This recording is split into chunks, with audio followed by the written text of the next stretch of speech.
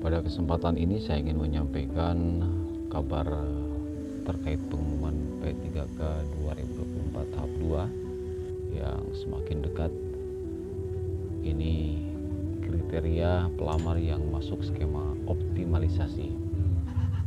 Ya, akhirnya para peserta seleksi pegawai pemerintah dengan perjanjian kerja atau P3K 2024 tahap 2 hanya tinggal menunggu pengumuman kelulusan atau hasil seleksi kompetensi, yang mana sebelumnya jika pengumuman seleksi kompetensi P3K akan dilaksanakan pada Rabu 22 Mei 2025 kemarin, namun kini resmi diundur hingga pertengahan Juni nanti, hingga 31 Juni ya. Pengunduran pengumuman seleksi kompetensi P3K 2024 tahap 2 sudah disahkan oleh pemerintah melalui surat edarannya. Terdapat penyesuaian jadwal pelaksanaan seleksi kompetensi pada tahap 2 tahun anggaran 2024 dalam surat yang ditandatangani oleh Deputi Bidang Sistem Informasi dan Digitalisasi Manajemen Aparatur Sipil Negara ASN Suharmen. Penyesuaian jadwal dilakukan berkaitan dengan kesiapan sarana dan prasarana pelaksanaan seleksi kompetensi P3K. Nah, meskipun pengumuman hasil seleksi kompetensi tersebut resmi diundur, namun kini ada kabar mengejutkan yang datang dari Panitia Seleksi Nasional Panselnas, yang mana Panitia Seleksi Nasional akan melakukan optimalisasi formasi dalam seleksi P3K 2024 tahap 2 ini.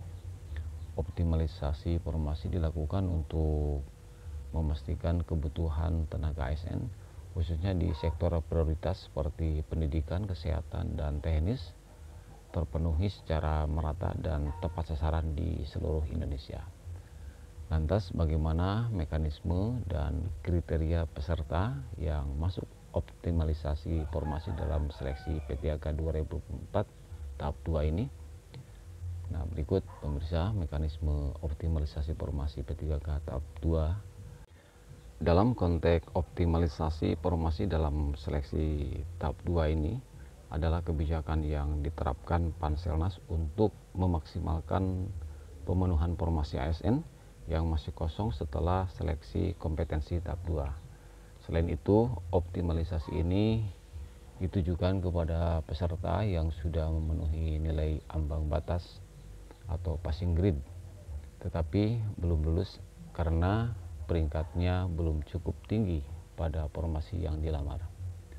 Melalui mekanisme, peserta yang memenuhi kriteria tersebut dapat dipertimbangkan untuk menempati formasi lain yang masih tersedia dan sesuai dengan jabatan yang dilamar. Dengan demikian, peluang untuk diangkat sebagai ASN tetap terbuka bagi mereka. Adapun kriteria optimalisasi ini akan dipastikan mengisi formasi kosong agar terisi secara optimal. Itu berdasarkan prioritas dan latar belakang peserta yang tercatat dalam database Badan Kepegawaian Negara atau BKN.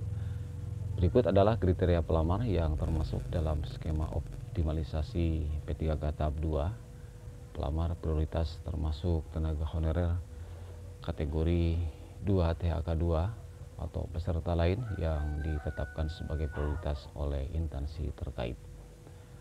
Ex tenaga honorer kategori 2 THK 2 yang memenuhi syarat tapi belum mendapatkan formasi. Lantas pegawai non ASN yang terdaftar di database BKN dan masih aktif bekerja di instansi pemerintah, baik yang maupun berbeda. Pegawai yang telah bekerja aktif secara terus-menerus minimal 2 tahun terakhir di instansi pemerintah, lulusan pendidikan profesi guru atau PPG yang terdaftar dalam database BKN, database Kementerian Pendidikan Dasar dan Menengah, peserta yang telah mengikuti seleksi CPNS 2024 tetapi tidak lulus dapat dipertimbangkan untuk diangkat sebagai P3K paruh waktu.